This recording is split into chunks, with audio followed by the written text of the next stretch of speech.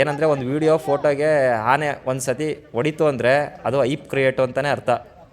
Junior Arjuna ಹೊಡೆದ hype create ಆಯಿತು. ಪ್ರತಿಯೊಂದು ಆನೆ ಕೈಲೂ ಓಡಿಸ್ಬೇಕು ಅಂತ ಏನಿಲ್ಲ. ಅದಕ್ಕೆ ಡಾಟ್ ಆದಮೇಲೆ ಅದಕ್ಕೆ ಏನು ಒಂದು ಅನಸ್ಲೇಷ ಕೊಟ್ಟಂಗೆ ಮನುಷ್ಯಂಗೆ ಆಪ್ರೇಷನ್ ಮಾಡಿದಾಗ ಯಾವ ಥರ ಇರ್ತಾನೆ ಆ ಥರ ಇರ್ತದೆ. ಅದು ಬೀಸಿದ್ರೆ ಒಂದು ಸತಿ ಸೊಂಡಲ್ಲಿ ಬೀಸ್ಬೋದು ಅಷ್ಟೇ, ಇನ್ನೇನಿಲ್ಲ. ನಮ್ಮ ಸಾಕಾನೆಗಳ ಕೈಲಿ ಒಂದು ನಾ ಮುಂದು ತಾ ಮುಂದು ಅಂತ ಪ್ರತಿಯೊಂದು ಆನೆನೂ ಏನು ಆನೆಗೆ ಮುಖ ಕೊಟ್ಟು ನಿಲ್ಲುತ್ತೆ. ಅಂದರೆ 5 ಗಂಟೆಗೆ ನಮ್ಮ ETF ಹುಡುಗರು ಮತ್ತು ನಮ್ಮ ಆನೆ ದುಬಾರೆ ಕ್ಯಾಂಪು, ಮತ್ತಿಗೂಡು ಕ್ಯಾಂಪು, ಹಾರಂಗಿ ಕ್ಯಾಂಪಿಂದ ಟ್ರ್ಯಾಕರ್ಸ್ ಏನಿದ್ದಾರೆ ಅವರು ಹೋಗ್ತಾರೆ ಬೆಳಗ್ಗೆನೆ. ಕಿರಣ್ ಸರ್ ನಮಸ್ತೆ. ನಮಸ್ತೆ, ಹೇಳಿ ಸರ್. ಇವಾಗ ಕಾರ್ಯಾಚರಣೆಗಳು ಇತ್ತೀಚೆಗೆ ಅಂತೂ ತುಂಬಾ ನಡೀತಾ ಇದೆ, ಆನೆ ಕಾರ್ಯಾಚರಣೆಗಳು. ಈ ಕಾರ್ಯಾಚರಣೆ ಅಂದರೆ ಏನು ಸರ್ ಇದು? ಯಾವ ಥರ ಈ ಥರ ಪ್ರಿಪ್ರೇಷನ್ ಆಗಲಿ ಯಾವ ಥರ ಮಾಡ್ತಾರೆ? ಯಾಕಂದರೆ ಎಷ್ಟೋ ಜನರಿಗೆ ಕಾರ್ಯಾಚರಣೆ ಯಾವ ಥರ ನಡೆಯುತ್ತೆ ಅಂತಲೇ ಗೊತ್ತಿರಲ್ಲ. ಈಗ ಅದ್ರ ಬಗ್ಗೆ ನೀವು ಏನಂತೀರಾ ಸರ್? ಒಂಚೂರು ಸ್ವಲ್ಪ ಹೇಳ್ತೀರಾ? ಈಗ ಕಾರ್ಯಾಚರಣೆ ಅಂದರೆ ತುಂಬ ರಿಸ್ಕ್ ಕೆಲಸನೇ ಅದು. ಅದ್ರ ಹಿಂದೆ ಸುಮಾರು ಜನ ಕೆಲಸಗಾರಿರ್ತಾರೆ. ಮೊದಲನೇದಾಗಿ ಅದಕ್ಕೆ ಈಗ ಏನು ತೋಟ ಇರುತ್ತೆ ಇಲ್ಲ ಜಮೀನಿರುತ್ತೆ, ಅಲ್ಲಿಗೆ ಆನೆಗಳು ಬಂದು ಹೋಗ್ತಾ ಇರುತ್ತೆ. ಫಸ್ಟು ಅಲ್ಲಿನ ಜನ ಪ್ರಾಬ್ಲಮೆಟಿಕ್ ಎಲಿಫೆಂಟ್ನ ಗುರುತಿಸ್ತಾರೆ. ಒಂದು ಫೋಟೋ ಆಗಿರ್ಬೋದು. ಮೊದಲೆಲ್ಲ ಅದ್ರ ದಂತ ಇಲ್ಲ ಬಾಲ ಮಾರ್ಕ್ಗಳನ್ನ ನೋಡಿ ಗುರುತಿಸ್ತಿದ್ರು. ಈಗೆಲ್ಲ ಫೋಟೋಗಳಿದೆ, ವೀಡಿಯೋಗಳಿದೆ, ನೋಡಿ ಗುರುತಿಸಿ ಅಲ್ಲಿರೋ ಫಾರೆಸ್ಟ್ ಡಿಪಾರ್ಟ್ಮೆಂಟ್ಗೆ ಅವರು ಇನ್ಫಾರ್ಮೇಷನ್ ಕೊಡ್ತಾರೆ. ಇಲ್ಲಾಂದರೆ ಯಾರಿಗಾರು ಸಾವು ಇವು ಆಗಿದ್ರೆ ಅದ್ರದ್ದು ಬಗ್ಗೆನೂ ಇನ್ಫಾರ್ಮೇಷನ್ ಕೊಡ್ತಾರೆ. ಅದಾದ ನಂತರ ಅವರು ಒಂದು ಸ್ವಲ್ಪ ಅಬ್ಸರ್ವೇಷನ್ ಮಾಡಿ 1 ತಿಂಗಳು 2 ತಿಂಗಳು ಅದ್ರ ಬಗ್ಗೆ ಸ್ವಲ್ಪ ಡೀಟೇಲ್ಸ್ ಕಲೆಕ್ಟ್ ಮಾಡ್ತಾರೆ. ಯಾವುದು ಪ್ರಾಬ್ಲಮೆಟಿಕ್ ಎಲಿಫೆಂಟ್ ಅಂದ್ಬಿಟ್ಟು ಅವರು ಐಡೆಂಟಿಫೈ ಮಾಡ್ತಾರೆ. ಅದಾದ ನಂತರ ಅವರು ಫಾರೆಸ್ಟ್ ಡಿಪಾರ್ಟ್ಮೆಂಟ್ಗೆ ಇನ್ಫಾರ್ಮೇಷನ್ ಕೊಟ್ಟು ಅದು ಡೆಲ್ಲಿಯಿಂದ ಆರ್ಡ್ರ್ ಆಗಬೇಕು, ಎಷ್ಟು ಆನೆ ಕ್ಯಾಪ್ಚರ್ ಆಗಬೇಕು, ಎಷ್ಟು ರೀಲೊಕೇಟ್ ಆಗಬೇಕು ಅಂತ ಅಲ್ಲಿಂದ ಆರ್ಡ್ರ್ ತೊಗೋಬೇಕು ಇವರು. ಅದು ಆರ್ಡ್ರ್ ಆದ ನಂತರ ಇವಾಗ ಕಾರ್ಯಾಚರಣೆ ಸ್ಟಾರ್ಟ್ ಆಗುತ್ತೆ ನೋಡಿ. ಮೊದಲನೇದಾಗಿ ಒಂದು ಕ್ರಾಲ್ ಏನಿದೆ, ಕ್ರಾಲ್ ರೆಡಿ ಇರಬೇಕು ಒಂದು ಕ್ಯಾಂಪಲ್ಲಿ. ಯಾವ ಕ್ಯಾಂಪ್ಗೆ ಆನೆ ಹೋಗಬೇಕು ಅನ್ನೋದು ಡಿಸೈಡ್ ಮಾಡ್ತಾರೆ. ಇಲ್ಲಾಂದರೆ ರೀಲೊಕೇಟ್ ಇದ್ದರೆ ಅದಕ್ಕೆ ರೇಡಿಯೋ ಕಾಲರ್ ಹಾಕಬೇಕಾ, ಇಲ್ಲಾಂದರೆ ಅದೇ ಥರ ರೀಲೊಕೇಟ್ ಮಾಡ್ಬೋದಾ ಅದನ್ನು ಡಿಸೈಡ್ ಮಾಡ್ತಾರೆ ಅಧಿಕಾರಿಗಳು. ಯಾವ್ದು ಸೂಕ್ತ ಅನಿಸುತ್ತೆ ಆ ಥರ ಮಾಡ್ತಾರೆ. ಮೇನು ಕ್ರಾಲ್ ರೆಡಿ ಮಾಡಬೇಕು. ಅದಕ್ಕೆ ಫಸ್ಟು ಎಷ್ಟು ಆನೆ ಹಿಡಿಬೇಕು ಅನ್ನೋದು ಮೊದಲು ಡಿಸೈಡ್ ಆಗುತ್ತೆ. ಅದಾದ ನಂತರ ನಮ್ಮ DRFO ಸರ್ ಆಗಿರ್ಬೋದು, DCF ಅವರು, ಆಮೇಲೆ ನಮ್ಮ ಮೇನ್ ಟ್ರ್ಯಾಕಿಂಗ್ ಡಿಪಾರ್ಟ್ಮೆಂಟು, ಆಮೇಲೆ ಆನೆಗಳು ಎಷ್ಟು ಆನೆ ಬೇಕು ಕಾರ್ಯಾಚರಣೆಗೆ ಅಂತೆಲ್ಲ ಡಿಸೈಡ್ ಆಗುತ್ತೆ. ಅದಾದ ನಂತರ ಹಗ್ಗಗಳು, ಅದಕ್ಕೆ ಕಟ್ಟ ಅಂತ ಹಗ್ಗ. ಈಗೆಲ್ಲ ಕ್ರೈನ್, ಮೊದಲೆಲ್ಲ ಆನೆ ಬಳಸಿ ಆನೆನ ಎಳ್ಕೊಂಬರೋರು. ಈಗೆಲ್ಲ ಕ್ರೈನು, ಹಾಗೆ ಟ್ರಕ್ ಗಾಡಿಗಳು ಮೇನ್ ಬೇಕು. ಟ್ರಕ್ ಗಾಡಿಗಳೇನಕ್ಕಂದರೆ ಆನೆಗೆ ಹಗ್ಗ ತೊಗೋಕ್ಕೆ, ಆಮೇಲೆ ನೀರು ತೊಗೋಕ್ಕೆ ಟ್ರಕ್ ಗಾಡಿ ಬೇಕೇ ಬೇಕು. ಏನಕ್ಕಂದರೆ ಒಂದು ಆನೆಗೆ ಡಾಟ್ ಆದ ನಂತರ ನೀರು ಹಾಕಲೇಬೇಕು ತಲೆ ಮೇಲೆ, ಅದು ಕೂಲ್ ಆಗೋಕ್ಕೆ. ಇಲ್ಲಾಂದರೆ ಅದಕ್ಕೆ ಸಖತ್ ಪ್ರಾಬ್ಲಮ್ ಆಗುತ್ತೆ, ಸಾಯೋ ಚಾನ್ಸಸ್ಸು ಇರುತ್ತೆ ಹಾರ್ಟ್ ಅಟ್ಯಾಕ್ ಆಗಿ. ಇಷ್ಟೆಲ್ಲ ವ್ಯವಸ್ಥೆ ಇದೆ. ಮೊದಲೆಲ್ಲ 2005ಗಿಂತ ಮುಂಚೆ ಎಲ್ಲ ಆನೆ ಮೇಲೆ ಫಸ್ಟು ನೀರು ತೊಗೋಗೋರು. ಆವಾಗೆಲ್ಲ ಪಿಕಪ್ ಗಾಡಿಗಳಿರಲಿಲ್ಲ, ಆನೆ ಮೇಲೆ ಹಗ್ಗ ತೊಗೋಗೋರು. ಕಾಡು ಒಳಗಡೆ ಎಲ್ಲ ಸಿಕ್ಕಾಬಟ್ಟೆ ಕಷ್ಟ ಇತ್ತು. ಈಗೆಲ್ಲ ಪಿಕಪ್ ಗಾಡಿಗಳಿದೆ. ಆಮೇಲೆ ಅದಕ್ಕೆ ಆಗ ಬಜೆಟು ಕೇಂದ್ರ ಸರ್ಕಾರದಿಂದ ಬರಬೇಕು. ಸುಮಾರು ಒಂದು ಕಾರ್ಯಾಚರಣೆಗೆ ಎಷ್ಟು ಖರ್ಚಾಗುತ್ತೆ, ಒಂದು 10 ಲಕ್ಷನೋ 15 ಲಕ್ಷನೋ 20 ಲಕ್ಷನೋ ಆ ಥರ ಒಂದು ಬಜೆಟ್ ಫಿಕ್ಸ್ ಆಗುತ್ತೆ. ರೇಡಿಯೋ ಕಲರ್ಗೆ ಒಂದು 15 ಲಕ್ಷ ಒಂದು ರೇಡಿಯೋ ಕಲರ್ಗೆ ಅಂತ ಹೇಳ್ತಾರೆ. ಆಮೇಲೆ ಟ್ರಾನ್ಸ್ಲೊಕೇಟ್ಗೆ ಇಷ್ಟು ಎಲ್ಲ, ಅದೆಲ್ಲ ಖರ್ಚು ವೆಚ್ಚಗಳಿರುತ್ತೆ. ಆಮೇಲೆ ಮೇನ್ ಟ್ರ್ಯಾಕಿಂಗ್ ಹುಡುಗರಿಗೆ ಅವ್ರಿಗೆ ಊಟ ತಿಂಡಿ, ನಮ್ಮ ಮಾವುತರುಗಳಿಗೆ, ಆಮೇಲೆ ಅಲ್ಲಿ ಬರೋ ಅಧಿಕಾರಿಗಳಿಗೆ, ಇದೆಲ್ಲ ಒಂದು ಸಿಸ್ಟಮಲ್ಲಿ ವರ್ಕ್ ಆಗುತ್ತೆ. ಅದಾದ ನಂತರ ನಮ್ಮ ಆನೆ ಹುಡುಗರು ಏನಿದ್ದಾರೆ, ಆಮೇಲೆ ಅಲ್ಲಿ ಸ್ಥಳೀಯ ETF ಸಿಬ್ಬಂದಿಗಳು ಏನಿದ್ದಾರೆ, ಈಗ ETF ಬಂದು 2022ರಿಂದ ಸ್ಟಾರ್ಟ್ ಆಗಿರೋದು.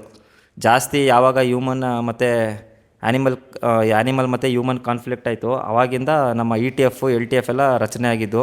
ಅವ್ರಿಗೆ ಸಂಬಳ ಆಗಿರ್ಬೋದು, ಪ್ರತಿಯೊಂದಕ್ಕೂ ಇನ್ವೆಸ್ಟ್ಮೆಂಟ್ ಇದೆ ನಮ್ಮ ಕೇಂದ್ರ ಸರ್ಕಾರದಿಂದ.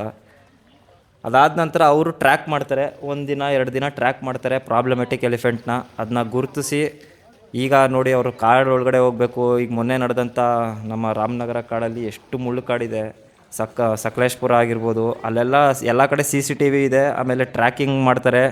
ತೋಟಗಳು ಈಸಿ. ಈಗ ಈ ಥರ ಪ್ರದೇಶದಲ್ಲಿ ಯಾವ ಥರ ಟ್ರ್ಯಾಕ್ ಮಾಡೋಕ್ಕಾಗುತ್ತೆ? CCTV ಇರಲ್ಲ, ಫುಲ್ ಮಣ್ಣು, ಗುಡ್ಡ, ಬೆಟ್ಟ, ಸಖತ್ ಕಷ್ಟ ಇದೆ. ಈ ಫಸ್ಟು ಟ್ರ್ಯಾಕ್ ಮಾಡಾದ್ಮೇಲೆ ಅದನ್ನೇ ಐಡೆಂಟಿಫೈ ಮಾಡಿ ಅದಕ್ಕೆ ಡಾಟ್ ಮಾಡಬೇಕು. ಈಗ ಹೆಂಗೆ ಅಂದರೆ, ಈಗ ಈ ಆನೆ ಹಿಡಿಯೋಕ್ಕೆ ಹೋಗಿ ಬೇರೆ ಆನೆ ಹಿಡಿದ್ರು ಅಂದರೂ ಅದು ಪ್ರಾಬ್ಲಮೇನೆ. ಏನಕ್ಕೆ ಮತ್ತೆ ಕಾರ್ಯಾಚರಣೆ ಮಾಡಬೇಕಾಯ್ತದೆ. ಮಿಸ್ಸಾಗಿ ಅದನ್ನು ಹಿಡಿದ್ರು ಮತ್ತೆ ಎಷ್ಟು ದುಡ್ಡು ವೇಸ್ಟ್ ಆಯ್ತದೆ ಅಲ್ಲಿಗೆ. ಅದನ್ನು ಹಿಡ್ದು ಮತ್ತೆ ಅಲ್ಲಿ ಎಷ್ಟು ಲಾರಿ ಬರ್ತದೆ, ಕ್ರಾಲ್ ಲಾರಿ, ಅದ್ರ ಜೊತೆಗೆ ಬಂದಿರೋ ನಮ್ಮ ಸಾಕಾಣೆಗಳ ಲಾರಿ 5 ರಿಂದ 6 ಬಂದೇ ಬರುತ್ತೆ. ಇದಕ್ಕೆಲ್ಲ ದುಡ್ಡು ಖರ್ಚಾಗುತ್ತೆ. ಅದಾದಮೇಲೆ ಅಲ್ಲಿಂದ ಕ್ರಾಲ್ಗೆ, ಅಲ್ಲಿ ಹೊಸ ಆನೆಗೆ ಫುಡ್ ವ್ಯವಸ್ಥೆ ಆಗಿರ್ಬೋದು ಸಾಕೋಕ್ಕೆ, ಅಲ್ಲಿ ಮತ್ತೆ ಹೊಸ ಕಾವಾಡಿ ಹೊಸ ಮಾವುತ್ರಿಗೆ ಅಪಾಯಿಂಟ್ ಮಾಡಬೇಕು. ಎಲ್ಲ ಒಂದು ಸಿಸ್ಟಮಲ್ಲಿ ವರ್ಕ್ ಆಗುತ್ತೆ. ಇಷ್ಟು ಕಾರ್ಯಾಚರಣೆಗೆ ವರ್ಕ್ ಆಗುತ್ತೆ. ಮೇನು ಕಾರ್ಯಾಚರಣೆಗೆ ಬಂದರೆ ಶಾರ್ಪ್ ಶೂಟ್ರ್ ಅನ್ಬೋದು, ಅದು ಡಾಕ್ಟ್ರು ಮಾಡ್ತಾರೆ. ನಮ್ಮ ಡಿಪಾರ್ಟ್ಮೆಂಟಲ್ಲಿ ರಮೇಶ್ ಡಾಕ್ಟ್ರ್ ಆಗಿರ್ಬೋದು, ವಸೀಂ ಡಾಕ್ಟ್ರು, ನಮ್ಮ ಮುಜೀಬ್ ಡಾಕ್ಟ್ರು, ನಮ್ಮ ರಂಜನ್ ಸರ್ರು, ಎಷ್ಟೊಂದು ಜನ ಶಾರ್ಪ್ ಶೂಟ್ರ್ಗಳಿದ್ದಾರೆ. ಹಾಗೆ ನಮ್ಮ ಕಾರ್ಯಾಚರಣೆಯಲ್ಲಿ ಟ್ರ್ಯಾಕರ್ಸ್ ಅಂತ ಬಂದರೆ ಮೇನು ನಮ್ಮ AK-47 ಅಭಿಮನ್ಯು ಹತ್ರನೂ ಆ ಥರ ನಮ್ಮ ಈರಣ್ಣ ಅಂತ ಹೇಳ್ಬೋದು. ಅವರು ಭೀಷ್ಮಾನೇ ಮಾವುತರು. ಅವರು ಸಖತ್ತು ಚಿಕ್ಕದ್ರಿಂದನೂ ಅವರು ಎಲಿಫೆಂಟ್ ಟ್ರ್ಯಾಕಿಂಗು, ಅವರು ಆನೆ ಹೆಜ್ಜೆ ಗುರುತು, ಆಮೇಲೆ ಆನೆದು ಯಾವ ರೂಟ್ ಹೋಗಿರುತ್ತೆ ಅಂತ ಹೆಂಗೆ ಕಂಡುಹಿಡಿತಾರೆ ಅಂದರೆ, ಈಗ ಒಂದು ಮರದ ಕೊಂಬೆ ಕಟ್ಟಾಗಿರೋದಿರ್ಬೋದು, ಅದೆಲ್ಲ ಅವ್ರ ಮೈಂಡಲ್ಲಿರುತ್ತೆ. ಯಾವ ಮರದ ಕೊಂಬೆ ಕಟ್ ಮಾಡಿ ಯಾವ ಕಡೆ ಹೋಗಿದೆ ಹೆಜ್ಜೆ ಗುರುತು, ಅವರೆಲ್ಲ ಅದೊಂಥರ ಗಾಡ್ ಗಿಫ್ಟು ಅವ್ರಿಗೆ, ಕಾಡಿನ ಮಕ್ಕಳುಗಳು ಅನ್ಬೋದು ಅವರು. ನಮ್ಮ ಗೋಪಿ ನವೀನ್ ಅವರಾಗಿರ್ಬೋದು, ಆಮೇಲೆ ವಿಶ್ವ ಅಂತಿದ್ದಾರೆ ಮತ್ತಿಗೂಡಲ್ಲಿ, ಅಶೋಕ ಆನೆ ಮಾವುತರು ಅವರು, ಶಿವು, ಇವರೆಲ್ಲ ಒಳ್ಳೆ ಟ್ರ್ಯಾಕರ್ಸ್ಗಳು. ಇದಾಯಿತು ನಮ್ಮ ಸೃಜನ್ನು, ಏಕಲವ್ಯ ಆನೆಯಲ್ಲಿ ಕೆಲಸ ಮಾಡ್ತಿದ್ದಾರಲ್ಲ ಅವರು. ಇದೆಲ್ಲ ಒಂದು ಸಿಸ್ಟಮ್ಮು. ಇವರೆಲ್ಲ ಟ್ರ್ಯಾಕ್ ಮಾಡಿಕೊಟ್ಟು ಆಮೇಲೆ ನಮ್ಮ ಸಾಕಾನೆಗಳು ಬಂದು ಕ್ಯಾಪ್ಚರ್ ಮಾಡಿ ಅದನ್ನು ಹಗ್ಗ ಕಟ್ಟಿ ಎಳಿಸಿ ಕ್ರಾಲ್ಗೆ ಹಾಕಿ ಅದನ್ನು 6 ತಿಂಗಳಿಂದ ವರ್ಷ ಟ್ರೈನಿಂಗ್ ಕೊಟ್ಟು, ಮತ್ತೆ ಏನು ನೀವು ನೋಡ್ತೀರಾ ದುಬಾರೆ, ಮತ್ತಿಗೂಡು, ನಮ್ಮ ಸಕ್ಕರೆಬೈಲು ಏನು ಕ್ಯಾಂಪಲ್ಲಿ ವಿಸಿಟರ್ಸ್ ನಿಲ್ಲಿಸ್ತಾರಲ್ಲ, ಈ ಥರ ನಿಲ್ಲಿಸ್ತಾರೆ. ಅದು ಪರ್ಫೆಕ್ಟಾಗಿ ಟ್ರೈನ್ ಆದರೆ. ಆಗಿಲ್ಲ ಅಂದರೆ ಆನೆ ಕ್ಯಾಪ್ಚರ್ ಮಾಡಿದ್ದು ವೇಸ್ಟು. ಸುಮ್ಮನೆ ಏನು ಆನೆ ಬಂದು ವಿಸಿಟರ್ಸ್ ನೋಡ್ತಾರೆ, ಒಯ್ತಾರೆ. ಈಗ ನೋಡಿ ನಮ್ಮ 2020 ಆದಮೇಲೆ ಏಕಲವ್ಯ ಮತ್ತು ನಮ್ಮ ಮಾರ್ತಾಂಡ ಆನೆ, 2 ಆನೆ ಪರ್ಫೆಕ್ಟಾಗಿ ರೆಡಿಯಾಗಿದ್ದು ಕಾರ್ಯಾಚರಣೆಗೆ.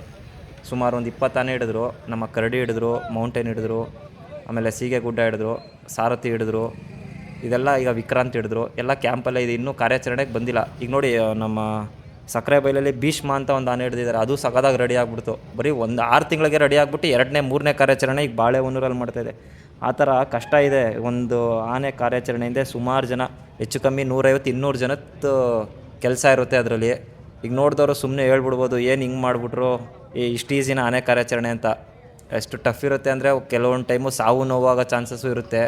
ಅದಕ್ಕೆ ಮೇನು ಆ್ಯಂಬುಲೆನ್ಸ್ ಇರಬೇಕು, ಒಂದು ಫೈರ್ ಇಂಜಿನ್ ಫೆಸಿಲಿಟಿ ಇರಬೇಕು, ಎಲ್ಲ ಫೆಸಿಲಿಟಿ ಇದ್ದೇ ಮಾಡಬೇಕು. ಆಮೇಲೆ ನಮ್ಮ ಶಾರ್ಪ್ ಶೂಟ್ರು ವೆಂಕಟೇಶನ ನೋಡ್ಬೋದು, ಅವರು ಕೂಡ ಕಾರ್ಯಾಚರಣೆ ನಡಿಬೇಕಾದ್ರೆ ಸತ್ತೋದ್ರು. ಅವರು ಒಳ್ಳೆ ಎಕ್ಸ್ಪೀರಿಯೆನ್ಸ್ ಅನ್ಬೋದು, ಒಂದು 25 ವರ್ಷದ ಅನುಭವ ಅವ್ರದ್ದು. ನಮ್ಮ ಇದಕ್ಕೆಲ್ಲ ಕಾರ್ಯಾಚರಣೆಗೆ ಮೇನು ಒಂದು ಬೇಸ್ಮೆಂಟ್ ಅಂದರೆ ಖಾದ್ರಿ ಡಾಕ್ಟ್ರು ಮತ್ತು ನಮ್ಮ ಭೀಷ್ಮ ಅಂದರೆ ಇವರು ಡಾಕ್ಟರ್ ಚಿಟ್ಟಿಯಪ್ಪ, ಇವರೇ ಮೇನು ನಮ್ಮ ಡಾಕ್ಟ್ರು ಫೀಲ್ಡಲ್ಲಿ ಬಂದರೆ. ಖಾದ್ರಿ ಡಾಕ್ಟ್ರು ಮತ್ತು ನಮ್ಮ ಇವರು, ಈಗೀಗ ನಮ್ಮ ರಮೇಶ್ ಡಾಕ್ಟ್ರ್ ಆಗಿರ್ಬೋದು, ನಮ್ಮ ರಂಜನ್ ಸರ್ರು, ಆಮೇಲೆ ಈಗ ಹಿಂದೆ ಮಾಡಿದಂಥ ನಾಗರಾಜ್ ಸರ್ರು ಗ್ರೇಟೆಸ್ಟು ಕೆಲಸ ಮಾಡಿರೋದವರು. ಅವರು ನಮ್ಮ ಚಿಟ್ಟಿಯಪ್ಪ ಡಾಕ್ಟ್ರ್ ಆದಮೇಲೆ ಅವರೇ ಅನ್ಬೋದು. ದಸರಾ ಅರ್ಜುನ ದಸರಾಗೆ ಬರೋಕ್ಕೆ ಕಾರಣವೂ ನಮ್ಮ ನಾಗರಾಜ್ ಸರೇ ಅನ್ಬೋದು. ಅವರೇ ಮೇನ್ ಕರ್ಕೊಬಂದಿದ್ದು. ಇಷ್ಟೆಲ್ಲ ಅರ್ಜುನನ್ನ ಕ್ಯಾಂಪಿಂದ ತರೋದೇ ಬೇಡ ದಸರಾಗೆ ಅಂತಿದ್ರು. ನಮ್ಮ ನಾಗರಾಜ್ ಸರ್ರು ಅವ್ರು ಪರ್ಸ್ನಲಾಗಿ ರಿಸ್ಕ್ ತಗೊಂಡು, ಇಲ್ಲ ಅದನ್ನು ಒಂದು ಒಳ್ಳೆ ಆನೆಯಾಗಿ ಟ್ರೈನ್ ಮಾಡಿ ಕರ್ಕೊಂಬರ್ಬೇಕು ಅಂತ ಅವರು ಡಿಸೈಡ್ ಮಾಡಿ ಕರ್ಕೊಂಬಂದಿದ್ದು. ನೋಡ್ಬೋದು ಅದಾದಮೇಲೆ ಅರ್ಜುನ ಇತಿಹಾಸ ಇವಾಗ ಅದು ಏನಕ್ಕೆ ಕಾರ್ಯಾಚರಣೆಯಲ್ಲಿ ಕಿಂಗ್ ಅಂತಲೇ ಕರಿಬೋದು. ಇಲ್ಲ ಅವರು ಅಂತ ಡಾಕ್ಟ್ರುಗಳು ಗುರುತಿಸೋರು ಇರಲಿಲ್ಲ ಅಂದಿದ್ರೆ ಅರ್ಜುನ ಅಂತ ಎಲ್ಲಿ ಹೆಸರು ಇರ್ತಿತ್ತು. 2000 ಆದಮೇಲೆ ಅದಕ್ಕೆ ಈಗ ಅಭಿಮಾನಿಗಳು ಎಷ್ಟಿದ್ದಾರೆ, ಲಕ್ಷಾಂತರ ಜನ ಅಭಿಮಾನಿ ಇದ್ದಾರೆ. ಬೇರೆ ಯಾವ ಆನೆಗೆ ಸ್ಮಾರಕ 2 ಸ್ಮಾರಕ ಇದೆ ಹೇಳಿ, ಅದಕ್ಕೆ ಒಂದಕ್ಕೆ ಇರೋದು. ಕಾರ್ಯಾಚರಣೆಯಿಂದ ಎಷ್ಟು ಕೆಲಸ ಇರುತ್ತೆ. ಸುಮ್ಮನೆ ಹೇಳ್ತಾರೆ ಕಾರ್ಯಾಚರಣೆ ಅಂದರೆ ಈಸಿಯಾಗಿ ಆಗ್ಬಿಡುತ್ತೆ, ಹೋಗಿ ಹಿಡ್ಕೊಬಂದ್ಬಿಡೋದು ಅಂತ. ಕ್ಯಾಂಪ್ ಮಾಡಬೇಕು, ಅದಕ್ಕೆ ನೈಟು ನಿದ್ದೆ ಇರಲ್ಲ. ಬೆಳಗಿನ ಜಾವ 3 ಗಂಟೆಗೆ ಟ್ರ್ಯಾಕಿಂಗ್ ಹೋಗ್ತಾರೆ, ನೈಟ್ ಟ್ರ್ಯಾಕಿಂಗ್ ಹೋಗ್ತಾರೆ. ಎಸ್ಪೆಷಲಿ ಆನೆ ಕಾರ್ಯಾಚರಣೆ ಬಗ್ಗೆ ಮಾತಾಡ್ತೀವಿ. ಹುಲಿ ಕಾರ್ಯಾಚರಣೆ ಅಂತೂ ನಿಜವಾಗ್ಲೂ ಹೇಳ್ಬೇಕಂದ್ರೆ ನೈಟೇ ಕಾರ್ಯಾಚರಣೆ ಆಗೋದು. 90% ಹುಲಿ ಕಾರ್ಯಾಚರಣೆಗಳು ಚಿರತೆ ಆಗಿರ್ಬೋದು. ಏನಕ್ಕೆ ಅದು ಐ ಸೈಟ್ ಇದೆಯಲ್ಲ, ಆನೆಗಳದ್ದು ಐ ಸೈಟ್ ಕಾಣಿಸಲ್ಲ ನೈಟ್ ಹೊತ್ತು. ಹುಲಿ ಕಾರ್ಯಾಚರಣೆದು ಅದು ಬೆಳಕಿಗೆ ಯಾವಾಗ ಸ್ಪಾಟ್ ಆಯ್ತದೆ ಲೈಟ್ ಬಿಟ್ಟಾಗ ಆವಾಗ ಸೈಟಾಗಿ ಡಾಟ್ ಮಾಡಿ ಕಾರ್ಯಾಚರಣೆ ಮಾಡ್ತಾರೆ. ನಿದ್ದೆ ಇರಲ್ಲ, ಊಟ ತಿಂಡಿ ಇರಲ್ಲ, ಸಿಕ್ಕಾಬಟ್ಟೆ ಕಷ್ಟ. ಹುಲಿ ಕಾರ್ಯಾಚರಣೆ ಆಮೇಲೆ ಹುಲಿ ಯಾವ ಕಡೆಯಿಂದ ಹೋದರೆ ಯಾವ ಕಡೆಯಿಂದ ಬರುತ್ತೆ. ಇನ್ನೊಂದು ಚಿರತೆನೂ ಅಷ್ಟೇ, ಮರ ಹತ್ಬಿಟ್ರೆ ಸಿಕ್ಕಾಬಟ್ಟೆ ಕಷ್ಟ ಇದೆ ಕಾರ್ಯಾಚರಣೆಯಲ್ಲಿ. ಎಲ್ಲ ನೋಡ್ಕೊಂಡು ಮಾಡಬೇಕು ಅವರು. ಕಿರಣ್ ಸರ್, ಇವಾಗ ನಿನ್ನೆ ಚನ್ನಪಟ್ಟಣದಲ್ಲಿ ಒಂದು ಆನೆ ಕಾರ್ಯಾಚರಣೆ ಆಯಿತು. ಬಟ್ ಆ ಕಾರ್ಯಾಚರಣೆ ಹಿಂದೆ ಆ ಆನೆ ಏನು ಯಾವ ಥರ ಪ್ರಾಬ್ಲಮೆಟಿಕ್ ಆಗಿತ್ತು, ಅದು ಏನು ಮಾಡ್ತಿತ್ತು ಅಂತ ಮಾಡಿದ್ರು, ಅದ್ರ ಬಗ್ಗೆ ಒಂದು ಸ್ವಲ್ಪ ಹೇಳ್ತೀರಾ? ಇದು ಸುಮಾರು 4 ತಿಂಗಳಿಂದ ಕಾರ್ಯಾಚರಣೆ ಆಗಬೇಕು ಅಂತ ಆರ್ಡ್ರ್ ಆಗಿತ್ತು. ಅಲ್ಲಿ ಒಂದು ಟಸ್ಕರ್ ಮತ್ತು ಒಂದು ಮಕ್ನ ಹಿಡಿಬೇಕು ಅಂತ. ಆ ಮಕ್ನ ಬಂದು ಸುಮಾರು ಒಂದು 12ರಿಂದ 13 ಮರಿ ಆನೆಗಳಿಗೆ ಒಂದು ಗ್ರೂಪ್ ಲೀಡ್ರ್ ಅನ್ಬೋದು. ಅದು ದಾರಿದೀಪ ತೋರಿಸ್ತಾ ಇದ್ದಂಥ ಆನೆ ಅದು. ಇದು ಬಂದು ಅಲ್ಲಿದ್ದಂತಹ ಏನು ಕಬ್ಬು ಬೆಳೀತಾರೆ, ಹಾಗೆ ಅಲ್ಲಿ ಹಳಸು, ಪಂಪ್ ಸೆಟ್ಗಳು, ಇದಕ್ಕೆಲ್ಲ ಬಂದು ಪಂಪ್ ಸೆಟ್ಗಳು ಹೊಡೆಯೋದಂತೆ ಇದು. ಹಾಗೆ ಟಸ್ಕರ್ಗಳು ಯಾವುದೇ ರೀತಿ ಏನೂ ನಾಶ ಮಾಡಿಲ್ಲ ಅಂತ ಹೇಳ್ತಾರೆ. ಆದರೆ ಮಕ್ಕನ ಒಂಚೂರು ಪ್ರಾಬ್ಲಮ್ಯಾಟಿಕ್ ಎಲಿಫೆಂಟ್ ಆಗಿತ್ತು. ಅದು ಗ್ರೂಪ್ ಲೀಡ್ರ್ ಅದು ಮೊನ್ನೆನೂ ನೋಡ್ಬೋದು. ಮೊದಲನೇ ದಿನ ಕಾರ್ಯಾಚರಣೆಗೆ ಹೋದಾಗ ಮಕ್ಕನ ಹಿಡಿಬೇಕು ಅಂತಲೇ ಬೆಳಗಿನ ಜಾವ ಪೂಜೆ ಎಲ್ಲ ಮುಗಿಸಿ 10 ಗಂಟೆ 10:30ಗೆ ಹೊರಡ್ತೀವಿ. ಹೊರಡಿದ ನಂತರ ಏನಾಗುತ್ತೆ, ಒಂದು 12:30 1 ಗಂಟೆ ಅಷ್ಟೊತ್ತಿಗೆ ಅದು ಮಕ್ಕನಾಗಿ ಡಾಟ್ ಮಾಡೋಕ್ಕೋಗಿ ಒಂದು ಮರಿ ಆನೆಗೆ ಡಾಟ್ ಆಗುತ್ತೆ. ಆ ಮರಿಯ ಪ್ರಾಬ್ಲಮೆಟಿಕ್ ಎಲಿಫೆಂಟ್ ಅಲ್ಲ, ಅದು ಹಿಡಿದ್ರೂ ಏನು ಕ್ಯಾಂಪಿಗೆ ತೊಗೋಕ್ಕಾಗಲ್ಲ ಅಂದ್ಬಿಟ್ಟು ಅದನ್ನ ರಿವರ್ಸ್ ಇನ್ ಮಾಡಿ ಮತ್ತೆ ಕಳಿಸ್ತಾರೆ. ಅವತ್ತು ಆಪ್ರೇಷನ್ ಕ್ಯಾನ್ಸಲ್ ಆಗುತ್ತೆ. ಮತ್ತು ಮಾರನೇ ದಿನ ಬೆಳಗ್ಗೆ ಅಂದರೆ 5 ಗಂಟೆಗೆ ನಮ್ಮ ETF ಹುಡುಗರು ಮತ್ತು ನಮ್ಮ ಆನೆ ದುಬಾರೆ ಕ್ಯಾಂಪು, ಮತ್ತಿಗೂಡು ಕ್ಯಾಂಪು, ಹಾರಂಗಿ ಕ್ಯಾಂಪಿಂದ ಟ್ರ್ಯಾಕರ್ಸ್ ಏನಿದ್ದಾರೆ ಅವರು ಹೋಗ್ತಾರೆ. ಬೆಳಗ್ಗೆನೇ ಆನೆ ಸೈಟ್ ಆಗುತ್ತೆ. 7:30ಗೆ ನಮ್ಮ ಸಾಕಾನೆಗಳು 6 ಸಾಕಾನೆಗಳು ಕಾರ್ಯಾಚರಣೆಗೆ ಹೊರಡ್ತವೆ. 11:30ಗೆ ಡಾಟ್ ಆಗುತ್ತೆ ಮಕ್ನಾಗೆ ಡಾಟ್ ಆದಮೇಲೆ ಏನಾಗುತ್ತೆ, ಅಲ್ಲಿ ನಮ್ಮ ಸಾಕಾನೆಗಳ ಕೈಲಿ ಒಂದು ನಾ ಮುಂದು ತಾ ಮುಂದು ಅಂತ ಪ್ರತಿ ಒಂದು ಆನೆನೂ ಏನು ಆನೆಗೆ ಮುಖ ಕೊಟ್ಟು ನಿಲ್ಲುತ್ತೆ. ಅದು ಅವಶ್ಯಕತೆ ಇರಲಿಲ್ಲ. ಒಂದು ಆನೆಗೆ ಡಾಟ್ ಆದಮೇಲೆ ಪ್ರತಿ ಒಂದು ಆನೆ ಕೈಲೂ ಓಡಿಸ್ಬೇಕು ಅಂತ ಏನಿಲ್ಲ. ಅದಕ್ಕೆ ಡಾಟ್ ಆದಮೇಲೆ ಅದಕ್ಕೆ ಏನು ಒಂದು ಅನಸ್ಲೇಷ ಕೊಟ್ಟಂಗೆ ಮನುಷ್ಯಂಗೆ ಆಪ್ರೇಷನ್ ಮಾಡಿದಾಗ ಯಾವ ಥರ ಇರ್ತಾನೆ ಆ ಥರ ಇರ್ತದೆ. ಅದು ಬೀಸಿದ್ರೆ ಒಂದು ಸತಿ ಸೊಂಡಲ್ಲಿ ಬೀಸ್ಬೋದು ಅಷ್ಟೇ, ಇನ್ನೇನಿಲ್ಲ. ಎಲ್ಲ ನಾನೊಂದು ತಾನೊಂದು ಅಂತ ಆನೆಗಳು ಗುಮ್ತವೆ. ಆನೆಗೆ ರಕ್ತನೂ ಬರುತ್ತೆ. ಆದರೂ ಅದು ಸಾಕಾಗ್ದು ಅಂತ ಬುಲ್ಡೋಸರ್ ಒಂದು ಬೇರೆ ಆನೆಗೆ ಮುಖ ಕೊಟ್ಟು ಅದನ್ನ ತಳ್ಸೋಕೆ ಹೋಯ್ತಾನೆ. ಅದು ಅವಶ್ಯಕತೆ ಇರಲಿಲ್ಲ. ಮೊದಲೆಲ್ಲ ನೋಡಿ ನಮ್ಮ ಅಭಿಮನ್ಯು ಇದ್ದಾಗ ವಸಂತಣ್ಣ ಯಾವತ್ತಿಗೂ ಈ ಥರ ಲಾರಿ ಲೋಡ್ ಮಾಡ್ಸೋಕೆ ಕೊಡಿಸೋರು ಹೊರ್ತು ಸುಮ್ಮನೆ ಈ ಥರ ಬಜಾರ್ಗೋಸ್ಕರ ಹೊಡಿತಾ ಇರಲಿಲ್ಲ. ಈಗೇನಾಗೈತೆ, ಒಂದು ತಾಮುಂದು ಏನಂದರೆ ಒಂದು ವೀಡಿಯೋ ಫೋಟೋಗೆ ಆನೆ ಒಂದು ಸತಿ ಹೊಡಿತು ಅಂದರೆ ಅದು ಐಪ್ ಕ್ರಿಯೇಟು ಅಂತಲೇ ಅರ್ಥ. ಜೂನಿಯರ್ ಅರ್ಜುನ ಹೊಡೆದ ಐಪ್ ಕ್ರಿಯೇಟ್ ಆಯಿತು, ಇನ್ನೊಂದು ಆನೆ ಹೊಡಿತು ಐಪ್ ಕ್ರಿಯೇಟ್ ಆಯಿತು, ಈಗ ಇನ್ನೊಂದು ಆನೆ ಹೊಡಿತು ಅದು ಐಪ್ ಕ್ರಿಯೇಟ್ ಆಯಿತು. ಏನು ಐಪ್ ಕ್ರಿಯೇಟ್ ಮಾಡೋಕ್ಕೆ ಇದು ಮಾಡ್ತಾಯಿಲ್ಲ. ಇಲ್ಲಿ ಇದು ಮಾಡ್ತಾ ಇರೋದು ಪ್ರಾಬ್ಲಮೆಟಿಕ್ ಎಲಿಫೆಂಟ್ನ ಹಿಡಿದು ರೀಲೊಕೇಟ್ ಮಾಡೋಕ್ಕೋ ಇಲ್ಲ ಕ್ರಾಲ್ಗೆ ಹಾಕೋಕ್ಕೋ ಅಷ್ಟೇ. ಈಗೇನಾಗೈತೆ, ಬರ್ತಾ ಜಾಸ್ತಿ ಆನೆ ಫ್ಯಾನ್ಸ್ ಆಯ್ತಾ ಇರೋದ್ರಿಂದ ಏನಾಯ್ತೈತೆ, ಒಂದೊಂದು ಆನೆಗೂ ಬಜಾರ್ ಸ್ಟಾರ್ಟ್ ಆಗಿಬಿಡೈತೆ ಇವಾಗ. ಈ ಹೀರೋಗಳಿಗೆ ಏನು ಅವ್ನು ಹಂಗೆ ಹೊಡ್ದ ಹಿಂಗೆ ಹೊಡ್ದ ಏನು ಪಂಚ್ ಹೊಡ್ದ ಅಂತ ಆ ಥರ ಒಂದು ಬಜಾರ್ ಸ್ಟಾರ್ಟು. ಈಗ ಅದೇ ಪ್ರಾಬ್ಲಮ್ ಆಗಿರೋದು. ದಿನ ಪ್ರಾಬ್ಲಮೆಟಿಕ್ ಎಲಿಫೆಂಟ್ ಹಿಡಿಯೋದಕ್ಕಿಂತ ಬಜಾರ್ ಕ್ರಿಯೇಟ್ ಆಗೋದೇ ಜಾಸ್ತಿ ಆಗೈತೆ. ಏನೂ ಮಾಡೋಕ್ಕಾಗಲ್ಲ. ಇದು ನಾವು ಮಾತಾಡಿದ್ರೆ ತಪ್ಪು. ಅಧಿಕಾರಿಗಳೇ ಇದ್ರ ಬಗ್ಗೆ ಗಮನ ಹರಿಸಿ ಡಾಕ್ಟ್ರುಗಳು ಅವರೇ ನೋಡ್ಕೋಬೇಕು. ಆ ಥರ ಹೊಡೆಯೋದು ತಪ್ಪು ಅಂತ ನಮ್ಮ ಮನಸ್ಸಿಗೆ ತುಂಬ ಬೇಜಾರಾಯ್ತದೆ. ಏನಂದರೆ ಒಂದು ಆನೆ ಹಿಡಿಬೇಕು, ಒಂದು ಮಾನವ ಮತ್ತು ಆನೆ ಸಂಘರ್ಷ ಇರ್ತದೆ. ಅದನ್ನು ಹಿಡಿಯೋದು ತಪ್ಪು ಅಂತ ನಾವು ಹೇಳೋಕ್ಕಾಗಲ್ಲ, ಸರಿ ಅಂತಲೂ ಹೇಳೋಕ್ಕಾಗಲ್ಲ. ಏನಕ್ಕೆಂದರೆ ಮನುಷ್ಯ ಡೈಲಿ 100 ಜನ ಹುಡ್ತಾರೆ. ಒಂದು ಆನೆ ಹುಟ್ಟೋದೆ 2 ವರ್ಷಕ್ಕೋ 3 ವರ್ಷಕ್ಕೋ ಒಂದು. ಇದು ನಾವು ಹೇಳಿದ್ರೆ ಅದು ನಾವು ಕೆಂಪಗಿರೋ ಕಣ್ಣಿಗೆ ನಾವು ಗುರಿ ಆಯ್ತೀವಿ ಅಷ್ಟೇ. ನಮ್ಮ ಮನಸ್ಸಲ್ಲಿರೋದು ನಾವು ಹೇಳ್ತಿದ್ದೀವಿ. ಇದೇ ನೀವು ಬೇರೆ ಆನೆಗೆಲ್ಲ ಎಲ್ಲ ಆನೆನೂ ಒಂದೇ. ಆದರೆ ಅವರು ಅರ್ಥ ಮಾಡ್ಕೋಬೇಕು, ಆನೆಗೂ ನೋವಾಯ್ತದೆ ಹೊಡೆದ್ರೆ ರಕ್ತ ಬರುತ್ತೆ ಅಂತ. ಇವರು ಹಿಡ್ದಿರೋ ಆನೆನೂ ಒಂದಿನ ಹಿಡ್ದಿರೋದೇನೆ. ಅದು ಏನೋ ಅವ್ರು ಚಿಕ್ಕ ಮರಿಯಿಂದ ಸಾಕಿರೋದಲ್ಲ, ಅವ್ರಿಗೂ ಒಂದು ಆನೆ ಹೊಡೆದಿರ್ತದೆ. ಆದರೆ ಅವ್ರಿಗೂ ಗೊತ್ತಿರ್ತದೆ ಹೊಡೆಸ್ಬಾರ್ದು ಅಂತ. ನೋಡೋಣ, ಇದು ಹ್ಯೂಮನ್ ಮತ್ತು ಆ್ಯನಿಮಲ್ ಕಾನ್ಫ್ಲಿಕ್ಟು ಕಮ್ಮಿ ಆಗೋ ಲಕ್ಷಣಗಳು ಕಾಣಲ್ಲ. ಏನಕ್ಕೆಂದರೆ ಇದಕ್ಕೆ ಸಾಮಾನ್ಯವಾಗಿ ನಾವುಗಳು ಯಾರೂ ಕಮ್ಮಿ ಮಾಡೋಕ್ಕಾಗಲ್ಲ. ಇದನ್ನ ಕೇಂದ್ರ ಸರ್ಕಾರ, ನಮ್ಮ ರಾಜ್ಯ ಸರ್ಕಾರನೇ ಇದಕ್ಕೆ ಶಾಶ್ವತ ಪರಿಹಾರ ಕೊಡಬೇಕು. ಅದು ಶಾಶ್ವತ ಪರಿಹಾರ ಹುಡ್ಕೊಳ್ಳೋಕ್ಕಿಂತ ನಮ್ಮ ರೈತರು, ಆಮೇಲೆ ಕಾಡಂಚಿನ ಭಾಗದಲ್ಲಿರೋ ಊರವರು, ಅವ್ರುಗಳಿಗೆ ಗೊತ್ತಿರಬೇಕು ಎಲ್ಲಿ ಏನು ಮಾಡಬೇಕು ಅಂತ. ಈಗ ಯಾವಾಗ ಒಂದು ಎಜುಕೇಷನ್ ಸಿಸ್ಟಮ್ ಕಮ್ಮಿ ಆಗುತ್ತೆ ಆವಾಗ ಈ ಥರ ಎಲ್ಲ ಆಗುತ್ತೆ. ಮೊದಲೆಲ್ಲ ಜನಗಳು ಕಮ್ಮಿ ಇದ್ದರು, ರೆಸಾರ್ಟ್ಗಳು ಕಮ್ಮಿ ಇತ್ತು, ಗದ್ದೆ ಬೈಲುಗಳೆಲ್ಲ ಕಮ್ಮಿ ಇತ್ತು. ಈಗ ಏನಾಗ್ತಾಯಿದೆ, ಬರ್ತಾ 1 ಕಿಲೋಮೀಟ್ರದ್ದು 2 kilometre, 2 ಕಿಲೋಮೀಟ್ರದ್ದು 3 kilometre forest area extend ಆಯ್ತಾ. ನಮ್ಮ ಜನ ಇರೋ ಪ್ರದೇಶ ಜಾಸ್ತಿ ಆಯ್ತೈತೆ, ಫಾರೆಸ್ಟ್ ಏರಿಯಾ ಕಮ್ಮಿ ಆಯ್ತೈತೆ. ಅದು ಒಂದು ಕಾರಣ ಇರ್ಬೋದು. ಆಮೇಲೆ ನಮ್ಮ ಫಾರೆಸ್ಟಲ್ಲಿ ಫುಡ್ ಇಲ್ಲ. ಮೇನು ಫುಡ್ಡು ಎಲ್ಲ ಬರೀ ನೀಲಗಿರಿ ಮರ, ಮುಳ್ಳಿನ ಗಿಡ ಇದೇ ಐತೆ. ಈಗ ಫಾರೆಸ್ಟಲ್ಲಿ ಸುಮಾರು ಕೆರೆಗಳು ಮಾಡಿ ಲಕ್ಷಾಂತರ ರೂಪಾಯಿ ಎಲ್ಲೆಲ್ಲೋ ಎಲೆಕ್ಷನ್ಗೆ ಅಲ್ಲಿ ಇಲ್ಲಿಗೆ ಹಾಕ್ತಾರೆ. ಇಲ್ಲೇ ಕೆರೆ ಹೊಂಡಗಳು ಈಗ 2,000 ಗಿಡ ಹಾಕಿದ್ರೆ ಅಟ್ಲೀಸ್ಟ್ ಒಂದು 500 ಗಿಡನಾರು ಬೆಳೆಯುತ್ತೆ. ಆ ಥರ ಬೆಳೆಸಿದ್ರೆ ಅದೇನಕ್ಕೆ ಆಚೆ ಬರುತ್ತೆ ಹೇಳಿ. ಈಗ ನಿನ್ನೆ ನಡೆದಿದ್ದ ಕಾರ್ಯಾಚರಣೆ ನೋಡಿ, ಚನ್ನಪಟ್ಟಣ ಸಿಟಿಯಿಂದ ಹಿಡ್ದು 8 ಕಿಲೋಮೀಟ್ರು.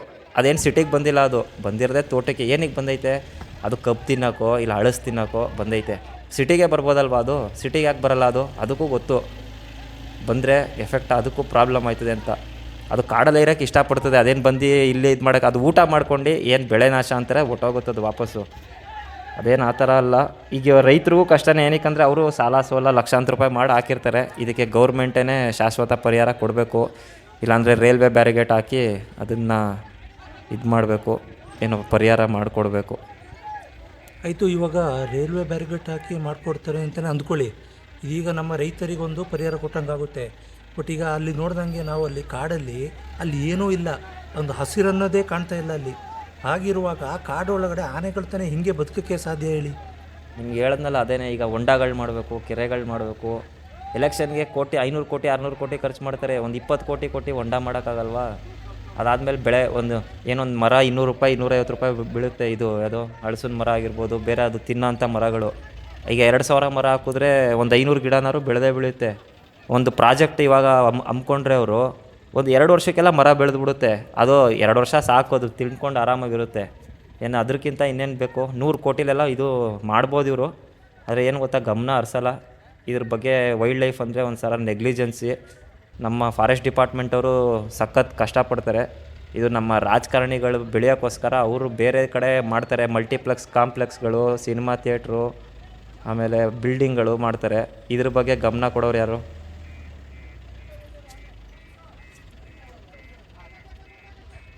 ಕಿರಣ್ ಸರ್, ಇವಾಗ ನೀವು ಹೇಳಿದ್ರಿ ನಿನ್ನೆ ಕ್ಯಾಪ್ಚರ್ ಆಗಿರುವಂಥ ಮಕ್ನ ಆನೆ ಅಲ್ಲಿ ಇದ್ದಂಥ ಒಂದು 7-8 ಮರಿ ಆನೆನೋ ಇಲ್ಲ ಸಣ್ಣ ಆನೆಗಳಿಗೆ ಒಂದು ಲೀಡ್ರ್ ಥರ ಇತ್ತು ಅಂತ. ಇವಾಗ ಈ ಲೀಡ್ರೇ ಕ್ಯಾಪ್ಚರ್ ಆಗಿದೆ. ಈಗ ನೆಕ್ಸ್ಟು ಈಗ ಆನೆಗಳು, ಮರಿ ಆನೆಗಳು ಊಟಕ್ಕಾಗಲಿ ನೀರಿಗಾಗಲಿ ಯಾವ ಥರ ಇದಾಯ್ತವೆ? ಯಾಕೆಂತೇಳಿದ್ರೆ ಎಲ್ಲದಕ್ಕೂ ಈ ಆನೆನೇ ಅವಕ್ಕೆ ಒಂದು ಲೀಡ್ರ್ ಥರ ಇದ್ದು ಊಟದಕ್ಕಾಗಲಿ ನೀರಿಗಾಗಲಿ ಕರ್ಕೊಂಡು ಹೋಯ್ತು ಅಂತ ಹೇಳ್ತಾಯಿದ್ರು. ಇದ್ರ ಬಗ್ಗೆ ಏನು ಹೇಳ್ತೀರಾ ನೀವು? ಈಗ ಕಾಡು ಪ್ರಾಣಿ ಅಂದಮೇಲೆ ಅದಕ್ಕೆ ಗೊತ್ತಿರ್ತದೆ, ಅದೇನು ನಾವು ಹೇಳ್ಕೊಡ್ಬೇಕಾಗಿಲ್ಲ. ಆ ಲೀಡ್ರ್ ಅಂದರೆ ಅದ್ರ ಜೊತೆ ಓಡಾಡ್ತಿರ್ತದೆ ಅದು ಗ್ರೂಪಲ್ಲಿದ್ದಾಗ. ಅದು ಏನಕ್ಕಂದರೆ ಒಂದು ಪ್ರೊಟೆಕ್ಷನ್ಗೆ, ಬೇರೆ ಯಾವುದೇ ಕಾಡಾನೆಯಿಂದಾಗಲಿ ಏನೇ ತೊಂದರೆ ಆಗದೆ ಇರಲಿ ಅಂತ. ಈಗ ಅದನ್ನೇನು ಮಾಡ್ತಾರೆ ಅಂದರೆ, ಈಗ ಮೇನು ಹೆಡ್ ಆಫ್ ದಿ ಫ್ಯಾಮಿಲಿನೇ ಕರ್ಕೊಂಡು ಹೋಗಿದ್ದಾರೆ. ಅದು ಆಗಬಾರ್ದಾಗಿತ್ತು, ನಮಗೂ ಮನ್ಸಿಗೆ ನೋವೈತೆ. ಅದನ್ನು ಡ್ರೈವ್ ಮಾಡಿ ಬೇರೆ ಕಡೆನೂ ಮುತ್ತತ್ತಿ ಫಾರೆಸ್ಟು ಆ ಕಡೆ ಎಲ್ಲರೂ ತಮಿಳ್ನಾಡು ಕಡೆ ಓಡಿಸ್ಬೋದಾಗಿತ್ತು. ಆ ಕೆಲಸನೂ ಮಾಡಿರ್ಬೋದು, ನಮಗೆ ಗೊತ್ತಿಲ್ಲ. ಅದು ಹೋಗದೇ ಇರ್ಬೋದು ಈ ಟೆರಿಟರಿ ಅಡ್ಜಸ್ಟ್ ಆಗಿ. ಈಗ ಏನಂದರೆ ಮಕ್ನ ಕ್ರಾಲಲ್ಲಿ ಐತೆ. ಈಗ ಏನು ನೀವು ಕೇಳಿದ್ರಿ 8 ಆನೆ 9 ಆನೆ ಏನಾಯಿತು ಸಿಂಗಲ್ಲಿ ಆಗೋಯ್ತು ಅಂತ ಹೇಳಿದ್ರಿ. ಈಗ ಏನು ಮಾಡ್ತಾರೆ ETF ಅವರು ಅದನ್ನು ಮುತ್ತತ್ತಿ ಫಾರೆಸ್ಟ್ಗೆ ಪಟಾಕಿ ಹೊಡೆದೋ ಇಲ್ಲ ಏನೋ ಒಂದು ಸೌಂಡ್ ಮಾಡಿ ಡ್ರೈವ್ ಮಾಡ್ತಾರೆ. ಅದು ಅಲ್ಲಿ ಟೆರಿಟರಿಗೆ ಅಡ್ಜಸ್ಟ್ ಆದರೆ ಇನ್ನೊಂದು ಗ್ರೂಪ್ ಲೀಡ್ರ್ ಜೊತೆ ಸೇರ್ಕೋಬೋದು. ಇಲ್ಲ ಈಗ ನೀವು ದಾರಿ ತಪ್ಪಿದ್ರೆ ಏನು ಮಾಡ್ತೀರಾ? ಈಗ ನೀವು ಮನೆಯಲ್ಲೆಲ್ಲ ಸಾಕ್ತಾ ಇರ್ತೀರಾ, ನೀವು ದಾರಿ ತಪ್ಪಿದ್ರೆ ಏನು ಮಾಡ್ತೀರಾ? ಊರಿಗೆ ನುಗ್ತೀರಾ. ಅದು ನೆಕ್ಸ್ಟ್ ನಾಳೆ ದಿನ ಪ್ರಾಬ್ಲಮೆಟಿಕ್ ಎಲಿಫೆಂಟು. ಸರ್, ಇವಾಗ ನಿನ್ನೆ ನಾವು ಬರ್ತಿರುವಾಗ ನೀವು ನೋಡಿರ್ಬೋದು, ಅಲ್ಲಿ ಊರವರೆಲ್ಲ ಗಾಡಿ ಅಡ್ಡ ಹಾಕ್ಕೊಂಡು ಗಲಾಟೆ ಮಾಡ್ತಾಯಿದ್ರು. ಅವ್ರ ಉದ್ದೇಶ ಏನು ಅಂತ ಹೇಳಿದ್ರೆ, ಈಗ ನೀವು ಆನೆ ಹಿಡಿಯೋಕ್ಕೆ ಅಂತ ಇಲ್ಲಿ ಬಂದ್ರಿ, ಒಂದು ಆನೆ ಇಟ್ಕೊಂಡು ಹೋಗ್ತಾಯಿದ್ದೀರಾ, ನೀವು ಆನೆಗಳನ್ನೆಲ್ಲ ಚದುರಿಸ್ಬಿಟ್ಟಿದ್ದೀರಾ ಎಲ್ಲ ಕಡೆ. ಅದು ಫುಲ್ ಡಿವೈಡ್ ಆಗಿ ತೋಟದೊಳಗೆ ಬರ್ತಾಯಿದೆ. ಇದು ಇನ್ನೂ ಪ್ರಾಬ್ಲಮ್ ಆಗ್ತಿದೆ ಅಂತ ಹೇಳ್ತಿದ್ರು. ಇದ್ರ ಬಗ್ಗೆ ಏನು ಹೇಳ್ತೀರಾ ಸರ್? ಈಗ ಅದೇ ಆಗಿರೋದು. ಏನಂದರೆ ಈಗ ಸ್ಟ್ರೈಕ್ ಮಾಡ್ತಾರೆ. ಏನಕ್ಕೆ ಸ್ಟ್ರೈಕ್ ಮಾಡ್ತಾರೆ? ಅವ್ರಿಗೆ ಒಂದು ಸ್ವಲ್ಪ ಯಾವುದು ಪ್ರಾಬ್ಲಮೆಟಿಕ್ ಎಲಿಫೆಂಟ್ ಅಂತ ಅವ್ರಿಗೂ ಐಡೆಂಟಿಫೈ ಮಾಡೋಕ್ಕೆ ಕಷ್ಟ. ಏನಕ್ಕೆ ಅಂದರೆ ಈಗ ಆನೆ ಬಗ್ಗೆ ತಿಳಿದಿರೋರಾಗಲಿ ಇಲ್ಲ ETF ಅವರು ಡಿಪಾರ್ಟ್ಮೆಂಟ್ ಅವರಾಗಲಿ ಆನೆ ಬಗ್ಗೆ ಗೊತ್ತಿರ್ತದೆ ಯಾವುದು ಪ್ರಾಬ್ಲಮ್ ಮಾಡೋ ಎಲಿಫೆಂಟ್ ಅಂತ. ಈಗ ಅವ್ರು ಏನಂದರೆ, ಈಗ ನೀವು ಆನೆ ನೋಡಿದ ತಕ್ಷಣ ಸಡನ್ ಏನು ಮಾಡ್ತೀರಾ? ಎಲ್ಲ ಆನೆನೂ ಒಂದೇ ಥರ ಕಾಣ್ತಿದೆ. ಈಗ ನಮ್ಮ ಜನ ಹೆಂಗೆ ಅಂದರೆ, ಎಲ್ಲ ಆನೆ ನೋಡಿದ್ರು ಭೀಮಾ ಅಂತ ಕರೆಯೋಂಗೆ ಎಲ್ಲ ಆನೆನೂ ಅವ್ರು ಕಾಡಾನೆ ಅಂತಲೇ ನೋಡೋದು. ಈಗ ಇದೇ ಮಾಡ್ತಾಯಿದೆ ಅದೇ ಮಾಡೋದು ಅನ್ನೋಷ್ಟು ಅವ್ರಿಗೆ 100 ಜನದಲ್ಲಿ ಒಬ್ಬರು ಗೊತ್ತಾಗ್ಬೋದು ಅಷ್ಟೇ. ಆ ಥರ ಒಂದು ಪರಿಸ್ಥಿತಿ ಇರುತ್ತೆ. ಈಗ ಬೇರೆ ಈಗ ನಮ್ಮ ETF ಅವರು ಅಧಿಕಾರಿಗಳೇನು ಮಾಡ್ತಾರೆ, ಪ್ರಾಬ್ಲಮೆಟಿಕ್ ಮಕ್ನ ಇತ್ತು ಅದನ್ನು ನೋಡಿ ಪರ್ಫೆಕ್ಟಾಗಿ ಪ್ಲ್ಯಾನ್ ಮಾಡಿ ಎಕ್ಸಿಕ್ಯೂಟ್ ಮಾಡಿದ್ರು. ಮೊದಲನೇ ದಿನವೂ ಮರಿಯಾನೆಗೆ ಡಾಟ್ ಮಾಡಿದಾಗ ಅದು ಬೇಡ, ಪ್ರಾಬ್ಲಮ್ ಇರೋದೇ ಮಕ್ನ ಅಂದ್ಬಿಟ್ಟು ಅದನ್ನ ಮಾಡಿದ್ರು. ಆ ಥರ ಅಧಿಕಾರಿಗಳಿಗೆ ಗೊತ್ತಿರ್ತದೆ ಯಾವುದನ್ನ ಹಿಡಿಬೇಕು ಯಾವುದನ್ನ ಬಿಡಬೇಕು ಅಂತ. ಈಗ ಜನ ಏನು ಮಾಡ್ತಾರೆ, ಅವ್ರು ಗಾಬರಿಲಿರ್ತಾರೆ. ಏನಕ್ಕೆ ಅವ್ರದ್ದು ಮಕ್ಕಳಿರ್ತಾರೆ, ಸ್ಕೂಲ್ಗೆ ಹೋಗೋರು ಇರ್ತಾರೆ, ಅವ್ರು ಏಜ್ ಆಗಿರೋರು ಇರ್ತಾರೆ, ಇಲ್ಲ ಇವರೇ ತೋಟಕ್ಕೆ ಹೋಗೋರು ಇರ್ತಾರೆ. ಯಾವ ಟೈಮಲ್ಲಿ ಏನಾಗುತ್ತೆ ಅಂತ ಹೇಳೋಕ್ಕಾಗಲ್ಲ. ಅವ್ರದ್ದು ತಪ್ಪು ಅಂತ ಹೇಳೋಕ್ಕಾಗಲ್ಲ. ಏನಕ್ಕೆ ಅವರು ಲಕ್ಷಾಂತರ ರೂಪಾಯಿ ಇನ್ವೆಸ್ಟ್ಮೆಂಟ್ ಮಾಡಿ ಬೆಳೆ ಬೆಳೆಸಿ ಇದು ಮಾಡಿರ್ತಾರೆ. ಒಂದು ಪ್ರಾಣ ಹೋದರೆ ಇನ್ನೊಬ್ರು ತಂದು ಕೊಡೋಕ್ಕಾಗಲ್ಲ. ಅವರು ಆ ದುಃಖದಲ್ಲಿ ಸ್ಟ್ರೈಕ್ ಮಾಡ್ತಾರೆ. ನೋಡಬೇಕು ಸರ್ಕಾರದಿಂದ ಏನು ಆದೇಶ ಬರುತ್ತೆ, ಮತ್ತೆ ಆ ಭಾಗದಲ್ಲಿ ಕ್ಯಾಪ್ಚರ್ ಆಗುತ್ತಾ ಇಲ್ಲಾಂದರೆ ಇಷ್ಟಕ್ಕೆ ನಿಲ್ಲಿಸ್ತಾರ. ಈಗ ನೋಡಿ, ಒಂದು ಸ್ಕೂಲ್ ಹುಡುಗಿ ಸುಮಾರು 6-7 ವರ್ಷದಿಂದ ಯಾವುದು ಮಡಿಕೇರಿ ಭಾಗದಲ್ಲಿ ಯಾವುದೂ ಈ ಥರ ಇನ್ಸಿಡೆಂಟ್ ಆಗಿರಲಿಲ್ಲ. ಕಾಡಾನೆ ಹೊಡೆದು ಒಂದು ಬಾಲಕಿ ಕೂಡ ಸತ್ತೋಗಿದೆ. ಈಗ ಆರ್ಡ್ರ್ ಬೇರೆ ಆಗಿದೆ, ನಾಳೆ ನಾಳಿದ್ರಲ್ಲಿ ಕಾರ್ಯಾಚರಣೆ ಕೂಡ ಆಗ್ಬೋದು. ಆ ಥರ ಒಂದು ಪ್ರಾಬ್ಲಮ್ಯಾಟಿಕ್ ಎಲಿಫೆಂಟು ಇದೇ ಥರ ಸೃಷ್ಟಿಯಾಗೋದು. ಗ್ರೂಪ್ ಲೀಡರ್ ಜೊತೆ ಸೇರಲ್ಲ. ಈ ಗ್ರೂಪಲ್ಲಿರೋ ಆನೆ ಏನು ಮಾಡುತ್ತೆ, ಅಲ್ಲಿರೋ ಆನೆ ಜೊತೆನೇ ಒಂದು ಏನು ಕ್ರಾಸಿಂಗ್ ಗೀಸಿಂಗ್ ಹೋದಾಗ ಗ್ರೂಪಲ್ಲಿರೋ ಆನೆ ಏನು ಮಾಡುತ್ತೆ, ಒದ್ದೋಡ್ಸುತ್ತೆ ಅದನ್ನ, ಆಚೆ ಹೋಗು ನೀನು ಇಲ್ಲಿ ಗ್ರೂಪಲ್ಲಿ ಬೇಡ ಅಂತ. ಆವಾಗ ಇದೆಲ್ಲ ಸೃಷ್ಟಿಯಾಗೋದು. ಇದು ಏನು ಬಂದು ದಾಂಧಲೆ ಮಾಡೋದು, ಪುಂಡಾನೆ ಆಗೋದು ಆವಾಗಲೇ. ಅದೇ ಥರ ಈ 8-9 ಆನೆಗಳಲ್ಲೂ ಯಾವುದಾಗುತ್ತೆ ಗೊತ್ತಿಲ್ಲ. ಇನ್ನೂ ಮರಿ ಆನೆಗಳು ಅದು ಮುತ್ತತ್ತಿ ಫಾರೆಸ್ಟ್ಗೆ ಹೋಗಿ ಅದ್ರ ಟೆರಿಟರಿಲಿ ಅಡ್ಜಸ್ಟ್ ಆಗಿ ಅಲ್ಲೇ ವಾಸವಿದ್ದರೆ ಏನಾಗಲ್ಲ. ಈಗ ಅಲ್ಲಿಂದ ಬೇರ್ಪಟ್ಟು ಮತ್ತೆ ಬಂದರೆ ಮತ್ತೆ ಬಂದೇ ಬರುತ್ತೆ. ಅದು 99% ಬಂದೇ ಬರುತ್ತೆ. ಅದು ಇನ್ನೂ ದೊಡ್ಡದಾದರೆ ಕಾಡಾನೆ ಆಗಿ ಮಾಮೂಲಿ ಪುಂಡಾನೆ ಒಂಟಿ ಸಲಗಾಗಿ ಬಂದು ಅಟ್ಯಾಕ್ ಮಾಡೇ ಮಾಡುತ್ತದು.